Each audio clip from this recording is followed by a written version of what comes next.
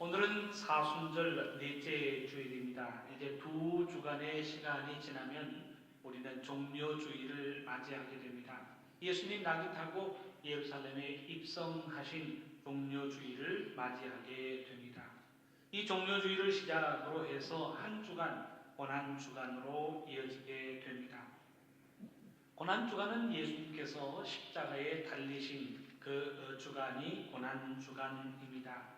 이 고난주간이 지난 다음 주일이 곧 부활주일입니다.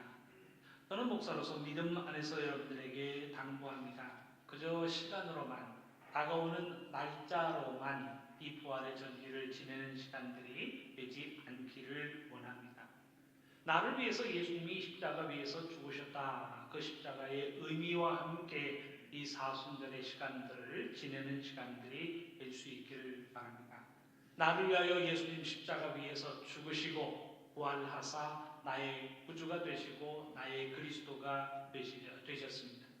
그 믿음의 원리를 마음속에 담고 십자가의 의미를 생각하며 십자가를 바라보며 지내는 사순절의 시간들이 될 수 있기를 주님의 이름으로 축원합니다.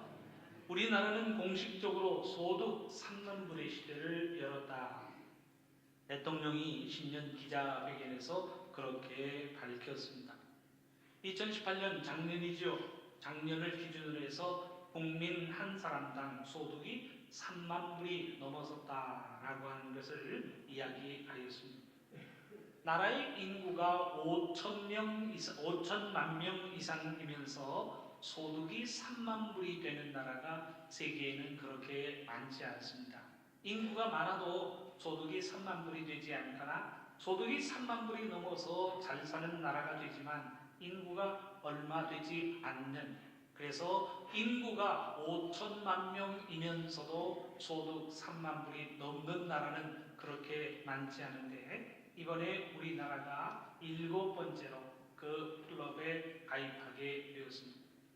소득 3만 불이 넘고 인구가 5천 명이 넘는 나라, 그들로 구성되어져 있는 3050 클럽이라고 하는 클럽이 있는데 여기에 우리나라가 7번째 해당 국가로 가입하게 되었습니다. 어떤 나라들이 3050 클럽에 가입이 되어 있느냐면 일본, 독일, 미국, 영국, 이탈리아, 프랑스가 가입되어 있습니다. 이제 이어서 7번째로 한국이 5천만 명의 인구가 넘어서면서 소득 3만 불이 넘어서기 때문에 한국이 7번째로 이 3050 클럽에 가입하게 되었습니다. 이 사실은 지난 1월 대통령 신년 기자회견에서 밝힌 내용입니다. 일반 서민들은 실감하지 못하고 읽는 것이 문제이기는 하지만 우리나라가 수출 6천억 불 시대를 열었다라고 합니다. 세계 6위 수출 대국을 이루고 있다라고 하면서 이제 우리나라는 소득 3만 불이 넘어섰습니다라고 하는 사실을 선언하였습니다. 통계를 찾아보니까 6.25 전쟁 직후 1953년입니다. 우리나라의 국민 소득이 67달러였다라고 하는 기록이 남겨져 있습니다. 언제 소득이 1000불이 되었는가 찾아보니까 1977년이 되어서야 1000불을 넘어서게 되는데 1953년부터 24년이 소요되어서 소득 1000불의 시대를 열었습니다.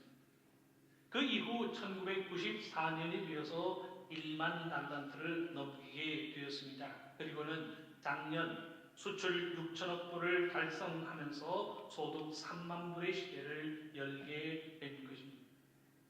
1953년과 비교해보면 무려 447배라고 하는 놀라운 경제성장을 이루었다라고 이야기할 수 있습니다. 저는 지금도 기억이 나요. 초등학교 때 학기 초가 되면 왜 학교에서 이런 걸 조사하나 라고 하면서 또 부끄러움을 느꼈던 그런 시간이 있습니다. 여러분들 기억나시나요? 집에 어떤 가전제품이 있는가 라고 하는 걸 소개하였습니다. 냉장고 있는 사람 손 들어봐라, 라디오 있는 사람 손 들어봐라, 집이 자택인가 월세인가 아니면 전세인가 라고 하는 것을 조사하였습니다. 그것만이 아니라 부모님 학력이 어떻게 되는가, 라고 하는, 저는 별로 손들 일이 없었습니다. 지금 조사하라 그러면 피부에 있는 사람, 냉장고 있는 사람 다 좀 번쩍번쩍 들 텐데, 그때는 라디오 있는 사람이라고 하는 그 하나 밖에는 손들 일이 없었습니다. 더 이상 우리나라는 지원받는 나라가 아닙니다. 이제는 그 넉넉한 재정을 가지고 국제사회의 복비를 위해서 적극적인 돕는 나라로 탈바꿈해야 한다고 생각합니다. 사랑하는 성도 여러분, 한번 우리의 사는 주의를 한번 불러보시기를 바랍니다. 그야말로 우리는 1953년과 비교해서 447배라고 하는 놀라운 경제 성장을 이루면서 풍성하고 넉넉한 사회가 되었다라고 이야기할 수 있습니다. 거리마다 자동차가 넘쳐나고 있습니다. 집집마다 가전제품이 넘쳐나고 있습니다. 사람들의 손에는요, 과거 옛날 핸드폰이 아닙니다. 최신 핸드폰이 다 들려져 있습니다. 제가 가만히 보니까 연세 많은 분들도요, 전화를 받을 때 뚜껑을 열고 전화 받는 분이 안 계세요. 연세 많은 분들도 싹 옆으로 빗겨서 무슨 얘기인지 아시죠? 스마트폰이기 때문에 전화를 옆으로 싹 손으로 넣어서 전화를 받는, 그야말로 최신의 핸드폰으로 아이나 어른이나 무장한 IT 강국이 우리나라는 되고 있습니다. 공항은 출국하는 사람으로 인하여 인산인해를 이룹니다. 한국의 제품들은 세계 최고의 제품으로 평가받고 있고, 소위 한류 열풍이라고 하는 것이 세계 곳곳에서 유행처럼 번지고 있습니다. 세계의 모든 사람들이 한국을 부러워해요. 한국을 본받아야 한다라고 이야기합니다. 한국에서 일할 수 있다면 얼마나 좋을까? 한국에서 살 수 있다면 참 행복하겠다라고 하면서 한국을 부러워하고 한국을 따라하려는 움직임을 보이고 있습니다. 그런데 이 넉넉함과 풍성함 속에서 우리 스스로에게 한번 질문해 보시기를 바랍니다. 우리는 더 행복하여졌는가? 우리는 더 즐거운 삶을 살고 있는가? 이런 사는 기쁨과 즐거움이 오늘을 살아가는 우리들의 삶 속에 차고 넘치는구나 라고 고백할 수 있는가 라고 하는 질문입니다. 연일 우리에게 보도가 되어지는 내용들을 생각해 보면 우리들의 마음을 시원하게 만드는 내용보다는 우리를 답답하게 만들고 우리를 실망하게 만드는 내용들이 더 많이 보도되어지고 있다는 사실 우리는 부인할 수 없습니다.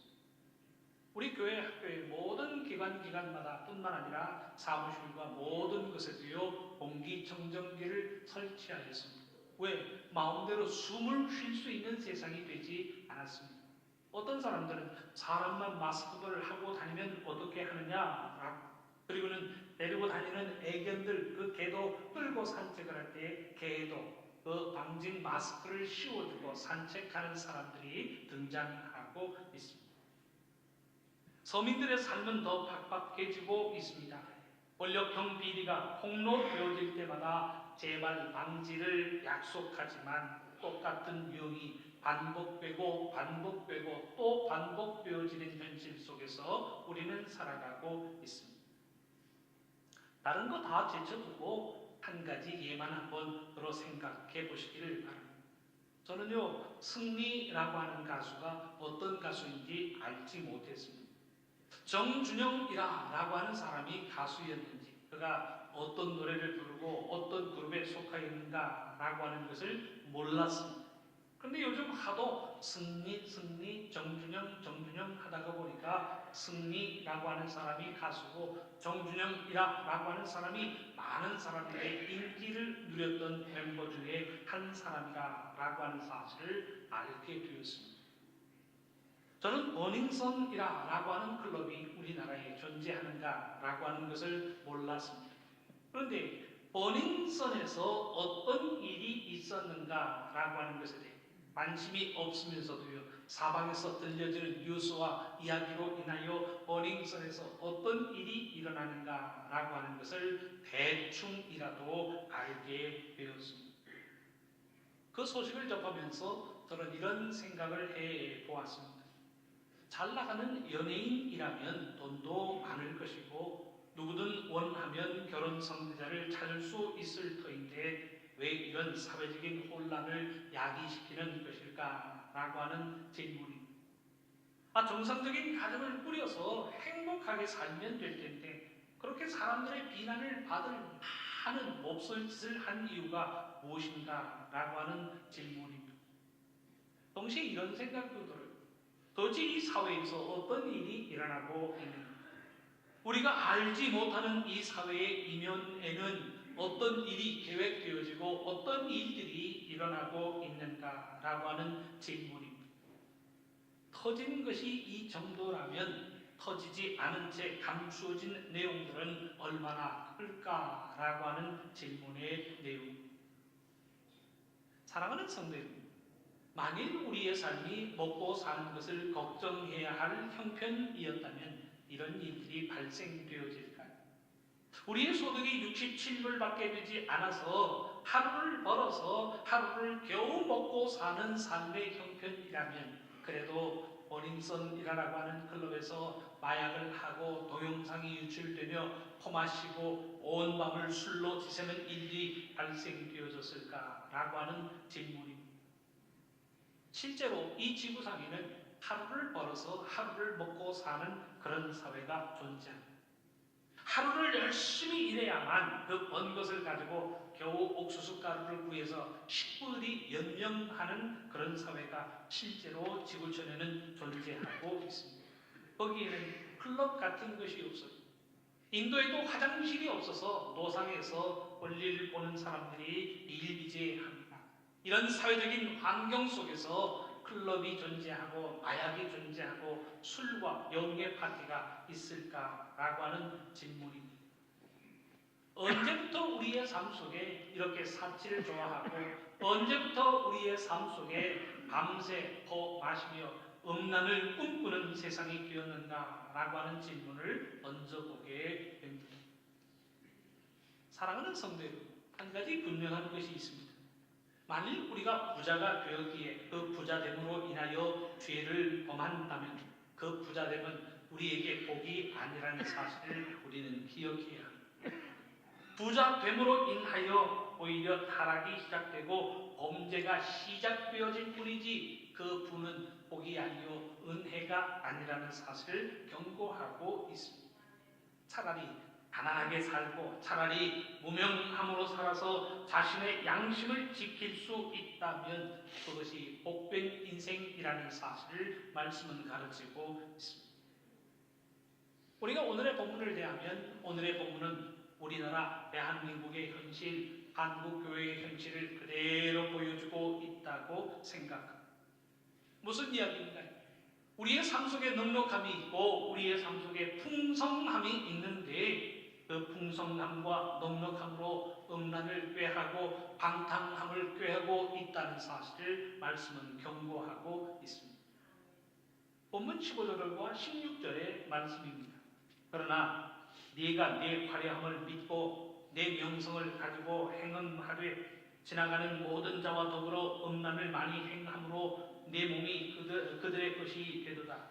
네가 내 의복을 가지고 너를 위하여 각색으로 산당을 꾸미고 거기서 행음하였나니 이런 전무무하니 화려함을 가지고 명성을 가지고 유명세를 가지고 행한 일이 곧 행음함으로 죄악을 범하고 있다라고 하는 사실을 이야기하고 있습니다. 사랑하는 성도 여러분, 오늘 본문에서 이야기하는 한 가지의 전제사항이 있습니다. 성경에서 말하고 있는 음란, 음행이라고 하는 것은 하나님을 떠나 우상을 숭배하는 행위를 이야기하고 있습니다. 잘 살게 되었으니 더 이상 하나님의 말씀을 따르지 않습니다. 말씀을 떠나 그들이 이방 문화에 빠져들고 있습니다. 가나안 땅에 정착한 이후에 모든 것이 안정되고 넉넉하고 풍성한 삶의 환경으로 바뀌어지게 되었습니다. 모든 것이 풍성하고 넉넉해지니 더 이상 하나님의 말씀을 귀담아 듣지 않습니다. 자신의 즐거움을 찾아 그들은 다른 신을 섬기고 다른 장소에 나아가 머리를 조아리고 있다는 사실을 이야기하고 있습니다. 그러니 본문에서도 우상 숭배와 관련되어 교훈하고 있습니다. 16절에 보면 산당을 꾸미고 거기서 행음한다. 17절에 보면 남자 우상을 만들어 행음한다. 18절에 보면 수놓은 옷을 우상에게 입힌다. 21절에 보면 나의 자녀들을 죽여 우상에게 넘긴다. 하나님을 찾지 않고 우상을 찾고 하나님 앞에 나와 제사함이 아니라 우상을 찾아 우상의 머리를 조아리고 우상에게 예배하고 제사한다는 사실을 이야기하고 있습니다. 이를 성경은 행음한다라고 하는 표현으로 기록하고 있습니다. 사랑하는 성도 여러분, 그런데 오늘의 본문의 교훈을 생각할 때 행음이라고 하는 의미가 가지는 의미를 우리는 분명하게 생각해요. 여호와를 떠났다 혹은 성전을 떠났다라고 하는 것은 그들의 몸이 성전에서부터 떠나 다시는 여호와를 찾지 않고 다시는 여호와의 성전에 발길을 돌리지 않는다라고 하는 의미가 아닌 것입니다. 그들이 여호와 하나님을 섬기면서 동시에 이방신의 제사에도 참여하고 있다는 사실을 이야기하고 있습니다. 엘리야가 이야기하지만 엘리야가 여호와 하나님과 이방신 사이에서 언제까지 너희들이 머뭇머뭇하려느냐라고 합니다. 하나님도 찾고 이방신도 찾는 그 모든 행동을 금할 것을 당부하고 있습니다. 그러니 그들이 종교적으로 음행을 범하였다라고 하는 것은 그들이 여호와의 성전을 떠나 다시는 성전을 찾지 않는다. 그들이 하나님을 떠나 다시는 하나님을 부르지 않는다라고 하는 의미가 아닌 것입니다. 하나님을 섬기기도 합니다. 그러면서 돌아서서 바알과 아세라의 문화에 빠져들기도 합니다. 하나님을 찾고 하나님 앞에 나와 예배하기도 합니다. 그러면서 돌아서서 바알과 아세라를 섬기는 사람들의 문화와 관습에 빠져들고 있다는 사실을 이야기하고 있습니다. 그저 발걸음만 옮겨서 바알의 신전을 방문하고 있다는 의미가 아니죠. 그저 재미삼아 구경삼아 바알과 아세라의 제사에 참여했다라고 하는 의미가 아닌 것입니다. 하나님을 섬기고 하나님을 믿고 하나님께 예배하는 모든 이스라엘 사람들이 이방 신상들의 문화, 그들의 문화와 그들의 관습에 빠져들고 있다는 사실을 이야기하고 있습니다. 예를 들어 이런 것입니다. 불국사를 방문하였다라고 해서 우상을 섬긴다라고 이야기할 수 있는 것이 아니지 않습니까? 우리 대한민국 사람들 중에 불국사 다녀오지 않은 사람이 어디 있을까요? 반강제적으로 수학여행을 통해서라도 누구나 불국사를 다녀오는 과정이 곧 한국의 현실입니다. 불국사를 다녀왔어요. 저는 불국사뿐만 아니라 팔공산에 있는 동화사도 구경 간 적이 있습니다. 구경 가서 그 마당을 밟았다라고 해서 목사님 우상 숭배하셨습니다. 왜 절간에 가시나요? 왜 불국사를 가고 왜 동화사를 갑니까? 당신은 우상 숭배를 하였습니다. 라고 이야기하는 것 아니지 않습니까? 우상 숭배를 하였다라고 하는 것은 하나님을 섬기면서도 그들의 삶이 우상 숭배의 문화 속에 빠져들고 있다. 하나님을 믿고 섬기는 사람은 하나님의 말씀을 따라 생활해야 함에도 불구하고 바알과 아세라의 종교가 가지고 있는 그들의 문화, 그들의 관습에 빠져들고 있다는 사실을 이야기하고 있습니다. 기독교인이면 전보고 기독교인이면 이 세상에서 이야기하는 택일이라고 하는 문화에 빠져들지 말아야 합니다. 그런데 하나님을 믿고 섬기면서도 무속 문화인 택일을 하고 장명을 하고 모든 관상을 보고 손금을 보는 가운데 내게 어떤 복이 임할 것인가 라고 하는 것을 점친다는 것과 같은 의미입니다. 지금 성경에서 문제시 삼고 있는 것이 무엇인가요? 이방신을 섬기면서 그들의 문화에 빠져들고 있다. 이방신을 섬기면서 그들의 관습에 빠져들고 있다는 사실을 이야기하고 있습니다. 하나님 앞에 나오지 않는 것이 아니에요. 하나님 앞에 나옵니다. 하나님 앞에 예배합니다. 절기가 되면 예루살렘 성전을 찾아서 하나님 앞에 제사하고 예배합니다. 그리고 돌아서서는 이방신을 섬기며 그들의 문화, 그들의 향락 파티에 빠져들고 있다는 사실을 이야기하고 있습니다. 이방신상을 섬기는 절기에 참여해서 먹고 마시며 즐깁니다.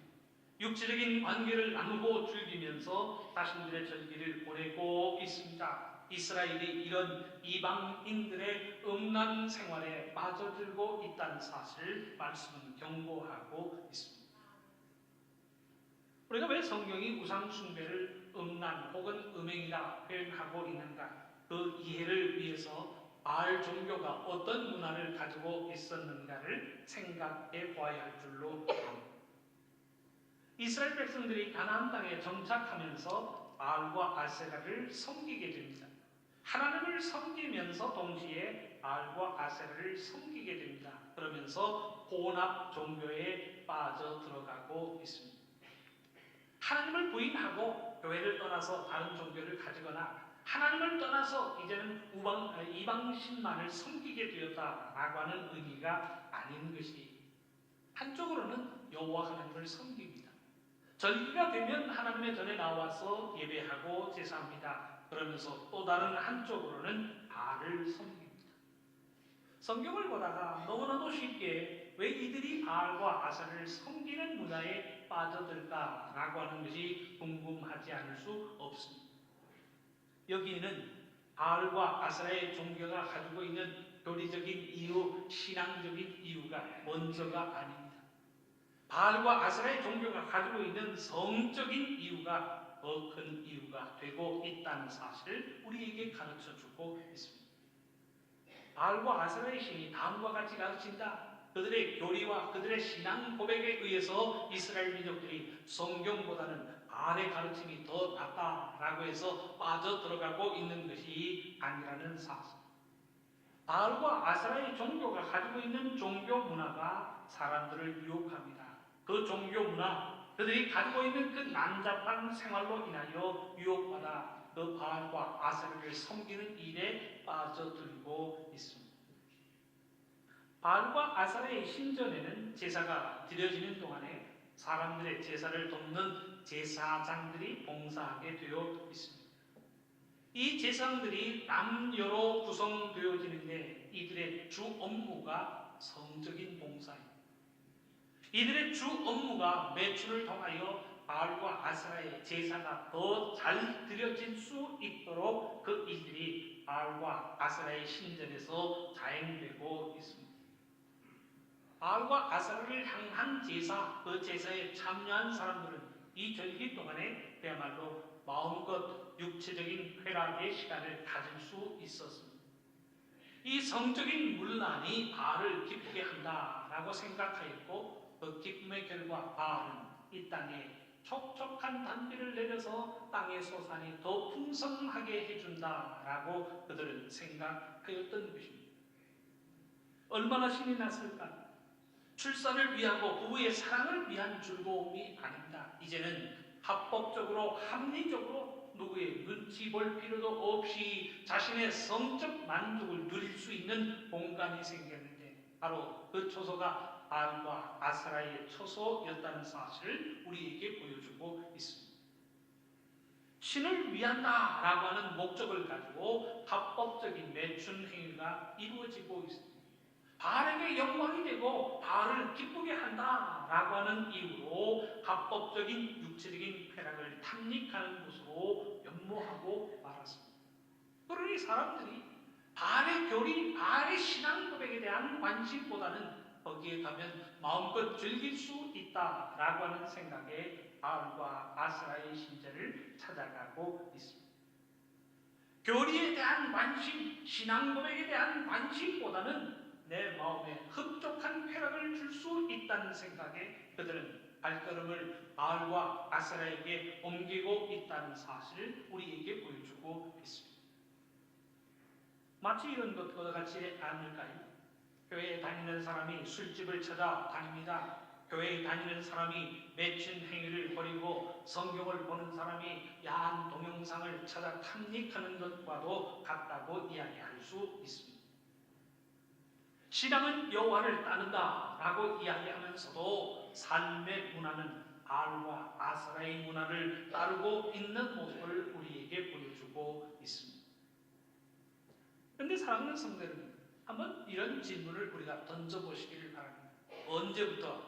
언제부터 이스라엘 백성들에게 이런 현상과 이런 징조가 나타나게 되었는가라고 하는 질문입니다. 가난하고 어려운 시절부터 그들은 천성적으로 바알과 아세라의 신상의 모든 문화를 따랐던 것일까요? 그렇지 않아요. 그들의 삶이 힘들고 어렵고 고난이 임할 때에는 그들은 믿음의 순수함을 가지고 하나님 앞에 기도하고 간구합니다. 어렵고 힘들 때에는 하나님을 향하여 부르짖고 기도하고 간구합니다. 온전한 믿음을 가지고 하나님을 섬기는 믿음의 모습을 보이고 있습니다. 그러다가 산만해지고 넉넉해지니 다른 것에 관심을 가지기 시작합니다. 오늘은 무엇을 먹어야 하는가 라고 하는 힘든 시절에는 딴 생각하지 않았습니다. 먹는 것이 해결되고 입는 것이 해결됩니다. 그러니 오늘 심심하다, 뭐 좀 재미난 일이 없을까 라고 하는 것에 그들의 관심을 돌리고 있습니다. 배부르고 넉넉해지고 풍성해지면서 그들은 즐길 거리를 찾아 나서고 있다는 사실을 보이고 있습니다. 그 예로 정할 수 있는 것이 곧 솔로몬 왕의 시절입니다. 솔로몬 왕의 시대가 어느 시대인가요? 길거리에는 은금이 넘쳐났습니다. 군사적으로 경제적으로 어느 누구도 넘볼 수 없는 강대국의 모습을 이룬 시절이 곧 솔로몬 왕의 시대입니다. 군사적으로 경제적으로 강성한 시대를 이루었고 길거리마다요 먹고 마실 것이 넘쳐나는 시대가 솔로몬 왕의 시대입니다. 그런데 문화적으로 보면 가장 퇴폐하고 음란한 문화 속에 젖어들고 있는 시대가 곧 솔로몬 왕의 시대입니다. 먹고 살만하니 바알과 아세라를 찾습니다. 성적인 축제가 연일 이어집니다. 성적인 즐거움을 위해서 그들은 쉽게 바알 신전으로 그들의 발걸음을 옮기고 있습니다. 어려움이 있을 땐 그러지 않았어요. 그런데 먹고 살만하고 힘이 생깁니다. 풍성하고 넉넉합니다. 좀 더 자극적인 즐거움을 찾다 보니 이방 문화의 성적인 문화 속에 그들은 빠져들어가고 있습니다. 우리나라의 문화도 예외가 아니죠. 먹고 살만하니 술집이 생깁니다. 먹고 살만하니 버닝썬이 생깁니다. 술집마다 술만 마시는 것이 아니라 마약을 하고 음란 행위를 행합니다. 자신의 탐욕을 채우기 위해서 별별 짓을 다 하는 세상으로 변모하고 있습니다. 합의하여 하였다. 합의하면 죄가 아닌 것인가? 라고 하는 질문을 던져보게 됩니다. 언제부터 우리의 사회 속에 이런 현상이 나타나는 것일까 질문하여 보면 가난하고 어려울 때가 아니라는 사실. 풍성하고 넉넉하여지니 사람들은 다른 것을 계획합니다. 나를 자극하고 내가 즐길 것이 무엇인가 라고 하는 것을 찾아 나서게 됩니다. 가난하고 어려운 시절에 타락하는 것이 아니라 금은 장식품이 넘쳐나게 되니 타락을 생각하게 된다는 사실을 우리에게 보여주고 있습니다. 무슨 뜻인가요? 잘 살게 되니 더 정신 차리고 하나님을 섬기는 것이 아니라 잘 살게 되니 타락을 한 것이라 라고 우리에게 이야기하고 있습니다. 의복이 있으니 꾸미고 행음을 합니다. 은금이 있으니 돈으로 사서라도 행음을 행한다는 사실을 우리에게 보여주고 있습니다. 본문 22절의 말씀입니다. 내가 어렸을 때에 벌거벗은 몸이었으며 핏주성이가 되어 발짓하던 것을 기억하지 아니하고 네가 모든 가증한 일과 음란을 행하였느니라 말씀은 그렇게 경고하고 있습니다. 고생하고 어려울 때는 양심을 가지고 신앙의 순수함을 가지고 하나님을 찾았다는 말이에요. 그런데 모든 것이 풍성하고 넉넉하여지니 가증한 일을 계획합니다. 계획할 뿐만 아니라 가증한 일을 행하며 살아갑니다. 풍성하고 넉넉하니 음란을 행하였다 하고 하나님의 말씀은 경고하고 있습니다. 가난하고 힘들 때에는 당신밖에 없어 조강지처를 이야기하다가 소유가 늘고 권력이 생기니 다른 사람을 찾아 행음하게 되었다라고 하는 사실을 우리에게 고발하고 있습니다. 사랑하는 성도님, 버닝썬, 돈 없는 사람이 거기 갈 수 있을까요? 저같이 나이 많은 사람이 혹은 무명한 사람이 버닝썬에 가서 나 VIP 대접 좀 해주시기 바랍니다. 아니 들어갈 수나 있을까라고 하는 질문입니다. 설령 간다고 해도 누가 상대나 해줄까요? 드나들 수 있다라고 하는 것만으로 부유하다는 것이고 유명하다는 것인데 그 부유함과 유명함으로 그들은 행음함에 앞장서고 있다는 사실을 우리에게 보여주고 있습니다. 그렇다면 그 유명함이 복인가? 라고 하는 질문. 그들이 가지고 있는 소유로 인하여 그들이 범죄하고 죄악 속에 빠진다면 그 부유함이 복인가? 그 부유함이 은혜인가? 반문하지 않을 수 없는 것입니다. 우린 다윗 왕의 이야기를 안 할 수 없습니다. 다윗이 누구인가요? 평생 하나님을 바라보면서 믿음으로 살았던 사람이 다윗입니다. 그래서 지금도 기도하기를 다윗과도 같은 믿음을 허락해 주시기를 바랍니다. 시편의 많은 그의 신앙의 고백을 해하면서 우리가 지금도 은혜를 마음속에 느끼는 것 아니겠습니까? 다윗은 어려운 형편 속에서도 믿음을 지켰고 항상 하나님께 기도하면서 삶의 순간을 믿음으로 말씀에 순종하며 살았던 모습을 우리에게 보여주고 있습니다. 하나님의 말씀을 어긴 적이 없어요. 남의 것을 빼앗은 적이 없습니다. 남의 것을 강탈한 적이 없는 사람이 다윗입니다. 그런 그가 자신의 부하인 우리아의 아내를 범하고 있습니다. 이 과정에서 성경에 나타나는 기록을 가만히 생각해 볼 때 이해가 안 되는 장면이 있습니다. 그 이야기가 사무엘하 11장 이후에 자세하게 기록되어지고 있습니다. 사무엘하 11장 이후에는 이미 다윗이 이스라엘의 왕이 되고 난 이후의 이야기로 진행되어지고 있습니다. 다윗에게 아내가 한 사람이 아니었다라고 하는 사실 여러분들 아십니까? 바세바와 문제가 생기기 전에도 이미 7명의 부인이 있었습니다. 바세바까지 포함하면 8명의 부인이 됩니다. 그 외에도 다윗의 아내로 언급하고 있는 사람의 이름을 다 찾아보면 10명의 사람들이 또 더 등장하고 있습니다. 바세바까지 포함하면 18명 이상이 다윗의 아내였던 것으로 우리는 생각할 수 있습니다. 그런데 그가 목욕하는 바세바를 보고는 마음이 끌립니다. 그리고는 궁으로 불러오게 함으로써 행위 시작되어지게 됩니다. 그런데 그 과정에서 이런 과정이 나타나고 있습니다. 그 목욕하는 여인을 보고는 무조건 데려와라 라고 하는 것 아닙니다. 신하를 보내서 그 사람이 누구인가 라고 하는 것을 알아보게 합니다. 가시나가 알아보고는요 왕에게 대답을 합니다. 이는 엘리암의 딸 우리아의 아내입니다 라고 대답을 합니다. 다른 사람의 아내이다 라고 하는 보고와 함께 우리아 자기의 알고 있는 신하라고 하는 사실을 그는 보고받습니다. 자기의 충직한 신하 우리아의 아내입니다 라고 하는 보고를 받았습니다. 그 보고를 받은 이후에 내린 명령이 무엇인가요? 가서 데려와라 라고 합니다. 우리아의 아내입니다 라고 하는 것을 알고도 가서 데려와라 라고 이야기하는 이유가 무엇입니까? 우리아는 자신의 부하라고 생각하니 어떤 자신감이라도 마음속에 생긴 것일까요? 우리아의 아내 정도라면 우리아는 내 신앙이 내 마음대로 해도 된다 라고 하는 생각 속에서 우리아의 아내를 데려오라 라고 생각하였던 것일까요? 만일 그 시간에 바로의 공주가 예루살렘을 방문해서 예루살렘을 방문한 바로의 공주를 보고 데려와라 라고 이야기할 수 있었을까요? 만일 다윗이 본 사람이 바벨론 제국의 공주였다라고 해도 가서 데려와라 라고 이야기할 수 있었을까요? 아마 못했을 겁니다. 그런데 우리아의 아내, 자기 부하의 아내라고 하는 사실을 보고받고도 가서 데려와라 라고 이야기하는 이유가 무엇입니까?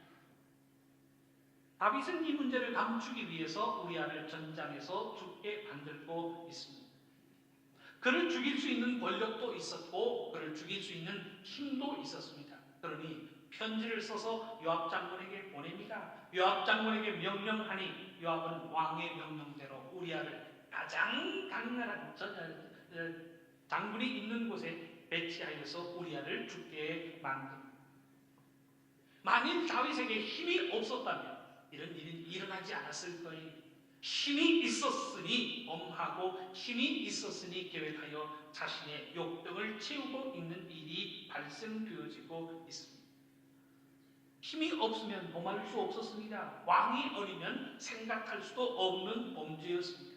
그런데 왕인이 죄를 범하고 권력이 있으니 악에 악을 더하고 있습니다. 힘이 있으니 이 모든 일을 행하면서도 다른 사람은 모를 거야 라고 하는 아니라는 생각에 빠져들고 있습니다.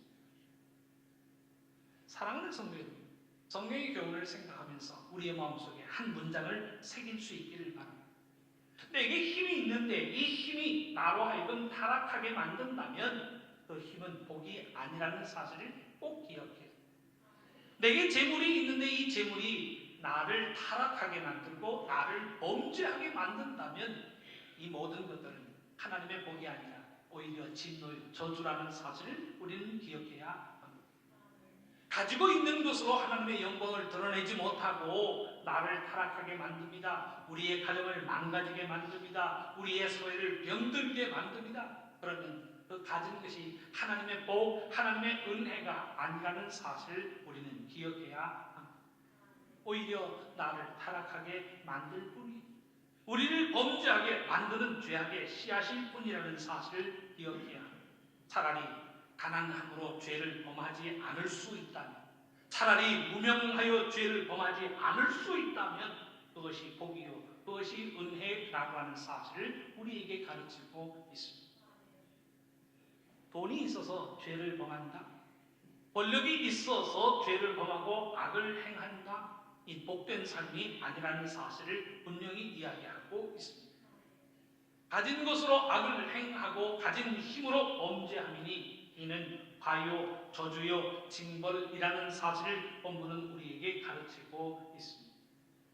아마 지금 이 순간에도 정성으로 막 달려가서 인생 한방, 인생 역전을 꿈꾸면서 무엇인가를 남기는 사람들이 있을 거예요. 가는 사람들 보세요. 경정의 형편에 앉으세요. 자전거 타고 가는 사람들이 있을까요? 주머니 돈이 없어서 다른 사람의 것 뽀가며 가는 사람이 있을까요? 건강이 뒷받침되지 않아서 링거 꽂고요 정성 가진으로 달려가는 사람들이 있을까요? 그렇지 않습니다. 모든 것이 풍성하고 넉넉하고 건강하고 여유가 있으니 그 여유를 가지고 하나님의 영광을 드러내는 것이 아니라 나의 삶의 기쁨을 찾기 위해서 발걸음을 옮기고 있다는 사실을 우리에게 보여주고 있습니다. 사랑하는 성도 여러분, 오늘의 본문을 마음속에 새길 수 있기를 바랍니다. 오늘의 본문은 가난하고 병든 사람들에게 주는 교훈이 아닙니다. 힘을 내어라 혹은 용기를 가져라 라고 하는 교훈이 아닌 것입니다.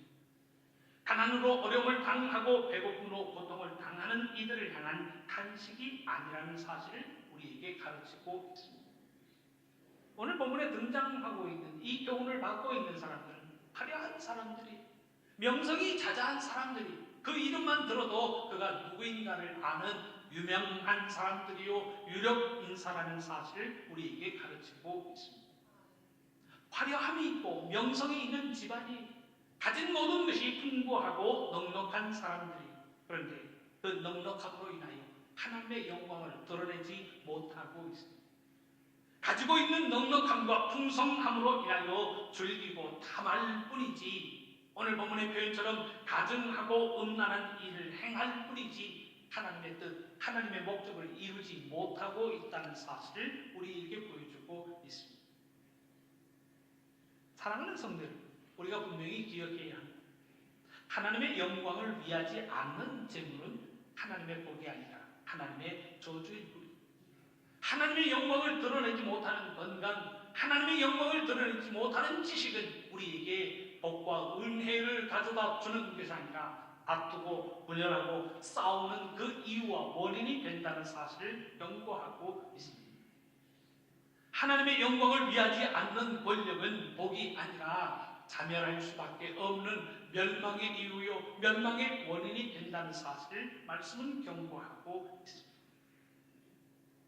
소득 3만 불이 되고 소유가 넉넉하다고 복을 누리는 것이 아닙니다. 우리의 가진 것, 우리의 아는 것, 우리의 소유, 우리의 명성, 우리의 넉넉함과 풍성함으로 하나님의 영광을 드러내고 있는가, 그 믿음의 모습이 우리의 삶 속에 기쁨과 즐거움을 가져다 준다는 사실을 말씀은 가르치고 있습니다. 무엇을 가지고 무엇을 알든지 그 모든 것으로 하나님의 영광을 위할 때 하나님은 우리의 삶 속에 행복을 채워주십니다. 만족을 채워주십니다. 보람을 채워주십니다. 기쁨을 채워주십니다. 즐거움을 채워주십니다. 뿐만 아니라 하나님의 영광을 위하여 자신의 모든 것을 사용하는 인생 위에 구원과 생명의 에너지로 채워주신다는 사실을 말씀은 가르치고 있습니다. 하나님에게 우리에게 주신 것으로 하나님의 뜻, 하나님의 목적을 이루는 삶이 될 수 있기를 바랍니다. 우리에게 주신 풍성함과 넉넉함으로 죄의 기회를 삼는 것이 아니라 하나님의 뜻을 이루고 하나님의 뜻, 하나님의 목적을 이루는 믿음의 기회로 삼아야 할 줄로 압니다. 그 믿음의 모습으로 하나님의 복에 임하는 우리 모두의 삶이 될 수 있기를 주님의 이름으로 축원합니다.